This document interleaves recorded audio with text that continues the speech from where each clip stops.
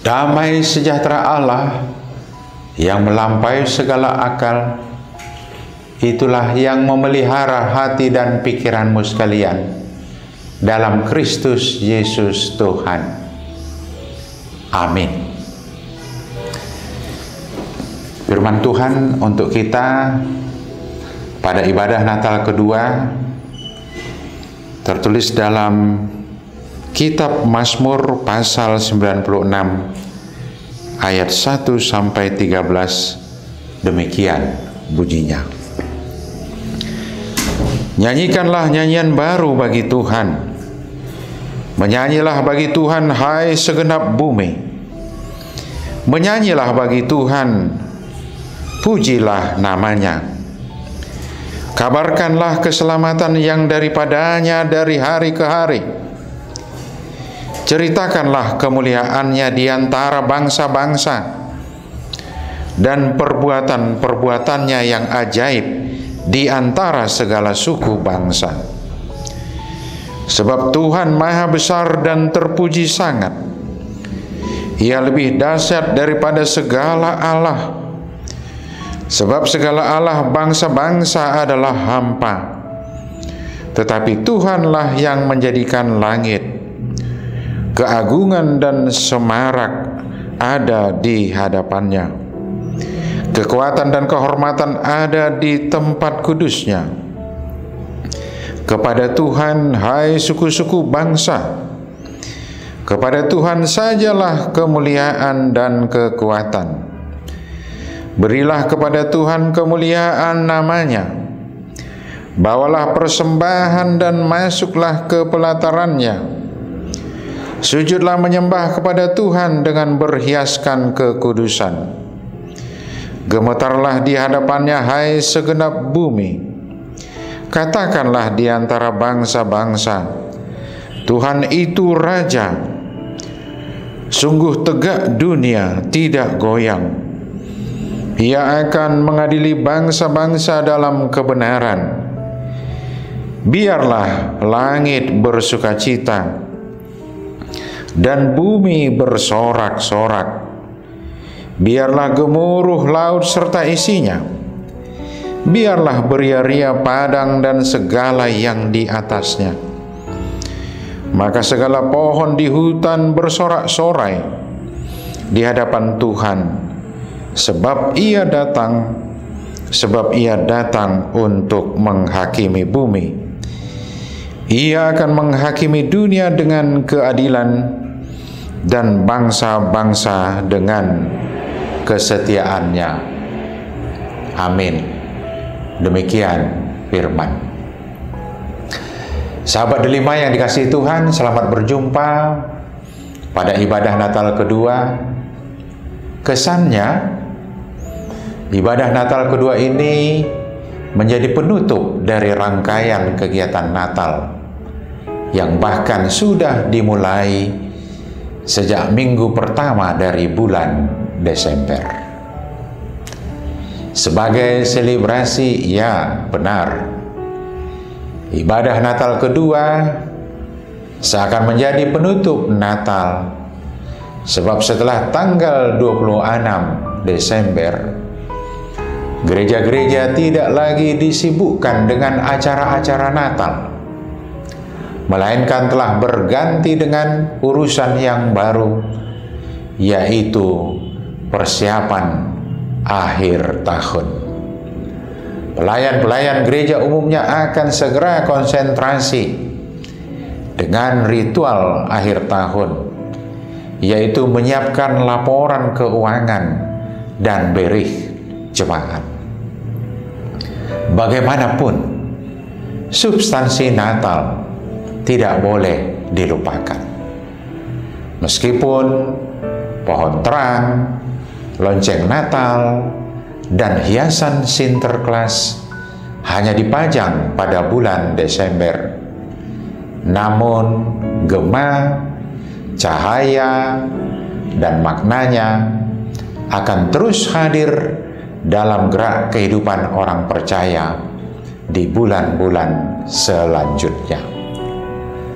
Perjumpaan malaikat dengan Yusuf, pertemuan malaikat dengan Maria, juga kedatangan malaikat menemui para gembala, perintah dari Kaisar Agustus, perjalanan Yusuf dan Maria hingga tiba di Bethlehem, kunjungan orang Majus, dan juga reaksi Herodes terhadap berita tentang kelahiran bayi yang bakal menjadi pembesar di negeri tersebut.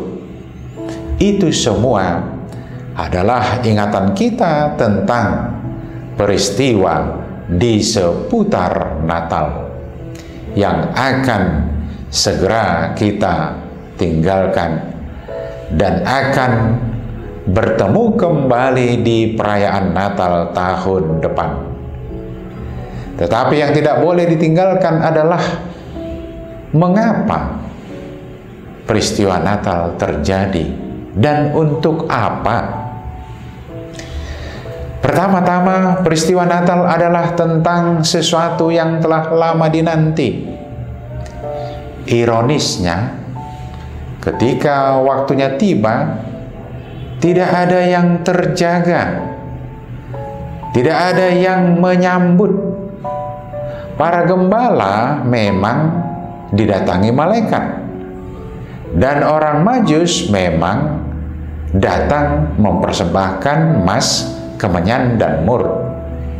Namun mereka semua adalah orang-orang yang bisa dikatakan tidak akrab dengan janji-janji kedatangan Mesias. Mereka tidak sedang dalam keadaan yang bersiap-siap untuk menyambut kedatangan Mesias Sang Raja. Mereka adalah orang-orang yang sedang larut dalam kehidupannya masing-masing, namun tiba-tiba mengalami kejadian yang istimewa. Para gembala bertemu dengan malaikat, orang Majus melihat bintang yang luar biasa. Selanjutnya, kita juga melihat bahwa ketidaksiapan umat dalam hal penyambutan terhadap kedatangan Mesias tidak hanya pada peristiwa Natal, tapi juga pada setiap tahap pelayanan Sang Mesias. Umat pilihan Allah tidak serta-merta mengerti dengan perkataan-perkataan dan pengajarannya selama Sang Putra Nazaret melayani di Galilea sekitarnya. Apalagi mereka juga bingung dengan peristiwa di Getsemane, Golgota, hingga Gambata yang berujung pada penyaliban, kematian, dan kebangkitan Yesus. Berbahagialah orang yang akhirnya dapat mengerti tujuan kedatangan Mesias. Peristiwa Natal bukan kejadian yang berdiri sendiri. Peristiwa Natal adalah bagian dari fakta Kristus yang memuncak pada peristiwa kematian dan kebangkitannya. Peristiwa Natal dihubungkan dengan karya penebusan ilahi. Seterusnya, sukacita Natal adalah sukacita terhadap tujuan kedatangan Sang Juru Selamat secara utuh, mulai dari Bethlehem sampai Golgota, bahkan sampai kenaikannya di Galilea. Itulah yang hendak disuarakan oleh firman hari ini.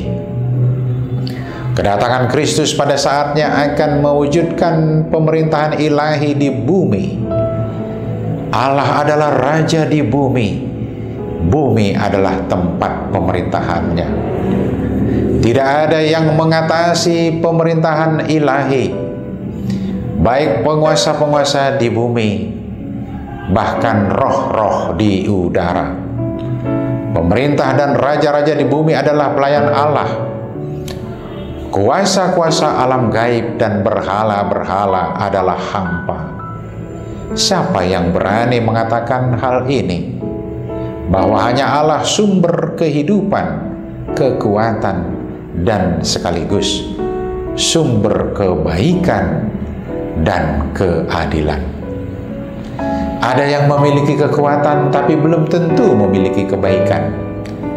Ada yang memiliki kebaikan tapi belum tentu memiliki kekuatan.